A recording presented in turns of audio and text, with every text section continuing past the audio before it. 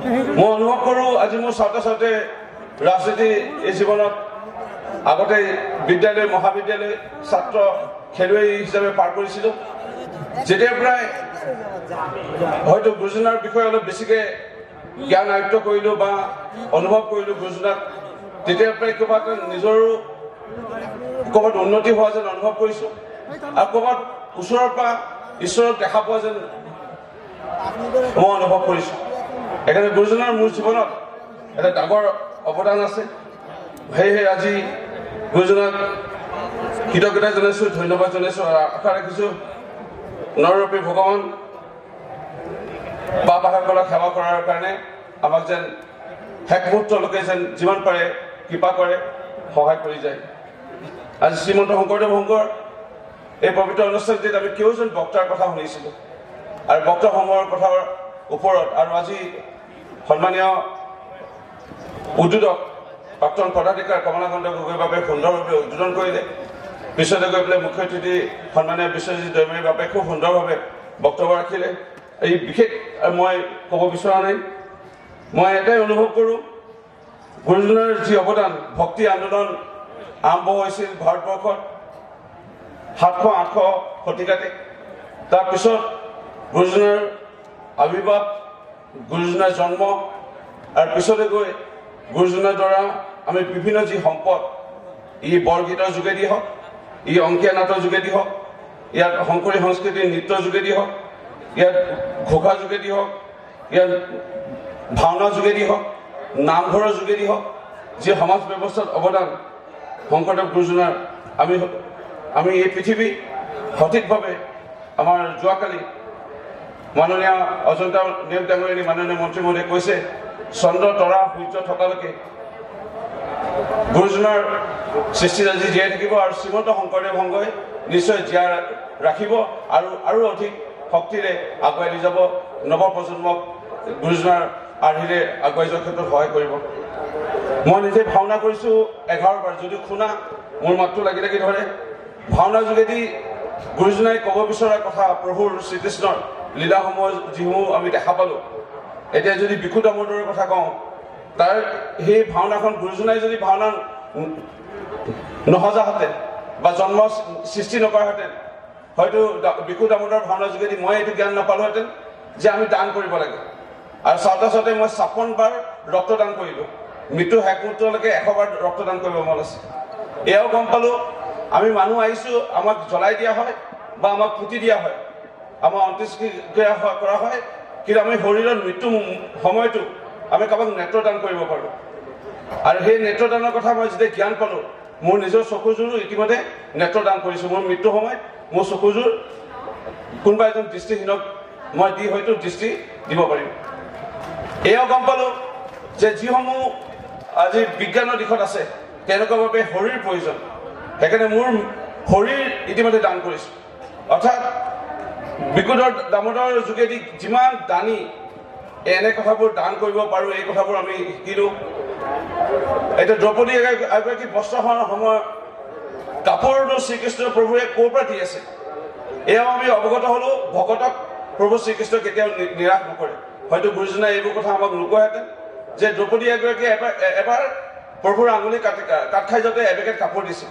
সেই কাপোৰৰ বিনিময়ত 100 গুণ কাপোৰ সেইকাৰণে আমি অলপ আগতে বিশ্বজিৎ দৈমাৰী আমাৰ মুখ্য অতিথি সন্মানীয় বাপজানাই কৈছে যে আমি দান কৰিব লাগে সেইকাৰণে যিমান পাৰোঁ দান কৰি আছোঁ আপোনালোকেও দান কৰিব কালি শুনা পাই ভাল লাগিলে 60 বিঘালৈকে শ্ৰীমন্ত শংকৰদেৱ সংঘক আজি ধেমাজি এজন বাপে এটি পৰিয়ালে 60 বিঘা মাটি শ্ৰীমন্ত শংকৰদেৱ সংঘক দান দিছে যোৰহাট টাউনৰ 5 গৰাকী একে ঘৰৰ জীয়ৰীয়ে শ্ৰীমন্ত শংকৰদেৱ সংঘক যোৰহাট নগৰৰ মাজমজিয়াত 1.5 কঠা মাটি দান দিছে দানৰ বিষয়ে আৰু মই কি ক'ম এয়াও হয়তো দস্যু ৰত্নাকৰ ভাওনাৰ যোগেদি গুৰুজনাই সৃষ্টি নকৰাহেঁতেন গম নাপাওঁ বা আমি ইমান সূক্ষ্মভাৱে ওচৰৰ পৰা গম নাপালোহেঁতেন যে আমি ক'ৰবাত এতিয়াও যদি পাপ কৰি আছোঁ ভুল কৰি আছোঁ ইয়াতো ক্ষমা আছে যদি আকৌ আমি শুদ্ধ মনেৰে আমি নিজৰ পথ আমি বিচাৰিব আমি চেষ্টা কৰোঁ যেনে দস্যু ৰত্নাকৰ বাল্মীকি হৈছিল আৰু পিছলৈ গৈ তেখেতৰ জীৱনৰ কথা আমি জানো মই আৰু দীঘলীয়া বক্তব্য নাৰাখোঁ এতিয়া নিসিংহ মুৰাৰী নাটৰ পৰা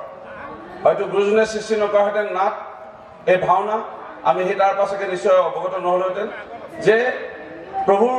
যিমানে আমি ভক্ত নহওক আমি যিমানে প্ৰভুৰ ভক্ত নহওক কিন্তু প্ৰভুক যদি আমি দুখ দিওঁ আমি জয় বিজয় দৰে আমাৰ পৰিস্থিতি হ'বই আমি কষ্ট পাবই লাগিব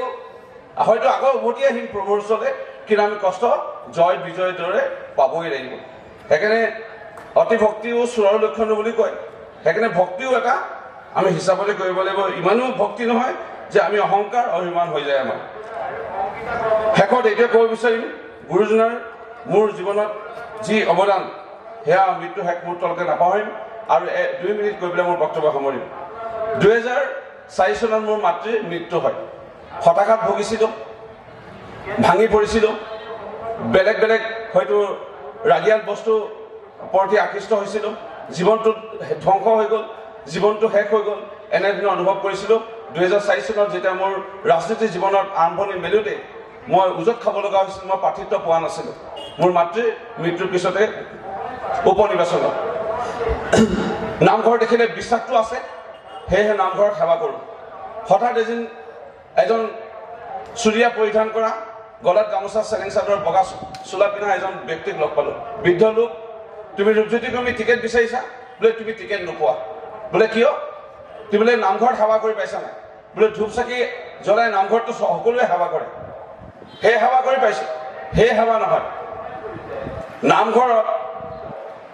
প্ৰৱেশ কৰিলে চাফা দেখা নাই বোলে চাফা দেখে সেই বা পাইসকলে চাফা কৰে নামঘৰ পৰিষ্কাৰ কৰি কেতিয়াবা পাইছা বোলে নাই পোৱা নামঘৰত যে প্ৰসাদ খোৱা ধুনীয়া প্ৰসাদ বুট মগু ধুবলৈ যে সময় লয় পানী আনি পাইছা ভকতৰ কাৰণে আপেল কল কাটোতে যে ভকতৰ আঙুলি কাট খায় সেই কেতিয়াবা আপেল কল কাটি পাইছা বোলে নাই পোৱা নামঘৰত প্ৰসাদ খোৱাৰ পিছত আকৌ বা আইসকলে কষ্ট কৰি নামঘৰ পৰিষ্কাৰ কৰে তেনেকুৱা কঁকাল বিষ হয় আঁঠুৰ বিষ হয় কেতিয়াবা নামঘৰৰ সেই জোঠা যিসমূহ কলপাত সেইবোৰ পেলাই পাইছা বোলে নাই পোৱা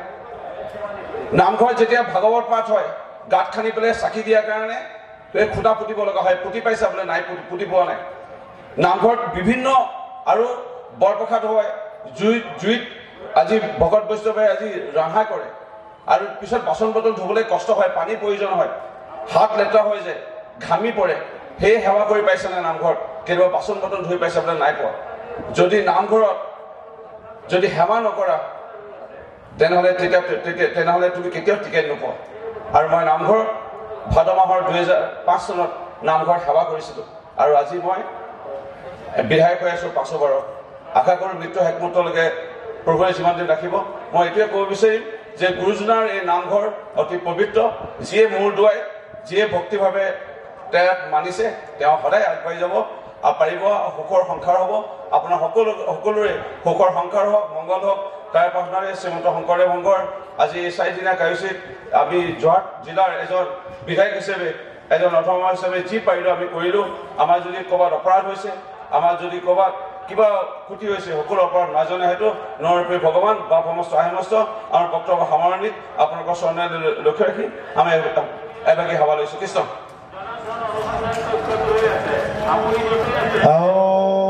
হৰি